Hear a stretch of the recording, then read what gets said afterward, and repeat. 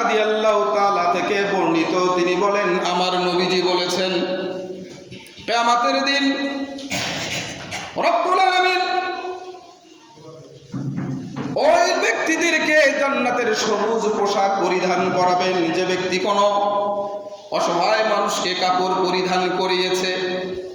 আমার রাসূল বলেছেন, যে ব্যক্তি দুনিয়ার মধ্যে কোনো অসহায় মানুষকে নতুন কাপড় পরিধান করাবে, রব্বুল আলামিন কিয়ামতের দিন জান্নাতের মধ্যে তাকে সবুজ রঙের পোশাক পরাবেন।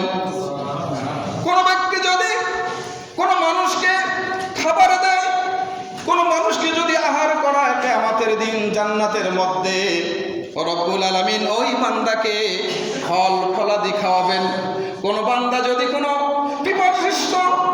পিপাসিত মানুষকে পানি পান করায়, আমার রাসূল বলেছেন, রব্বুল আলামিন জান্নাতের মধ্যে তাকে সুগন্ধিযুক্ত শরবত পান করাবে।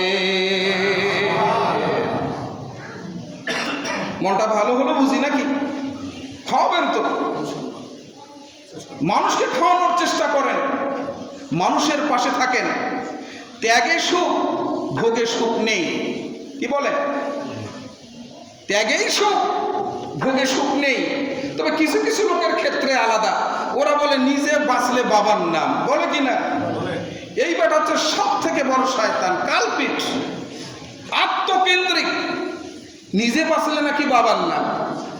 আপনি বাঁচবেন, আপনার প্রতিবেশীকে বাঁচানোর জন্য আপনাকে ফিকির করতে হবে, প্রচেষ্টা করতে হবে।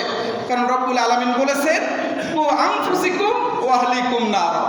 তুমি শুধু বাঁচার চেষ্টা করো না, তোমার আহাল, তোমার পরিবার, তোমার প্রতিবেশী যারা আছে তাদেরকেও জাহান্নাম থেকে বাঁচাবার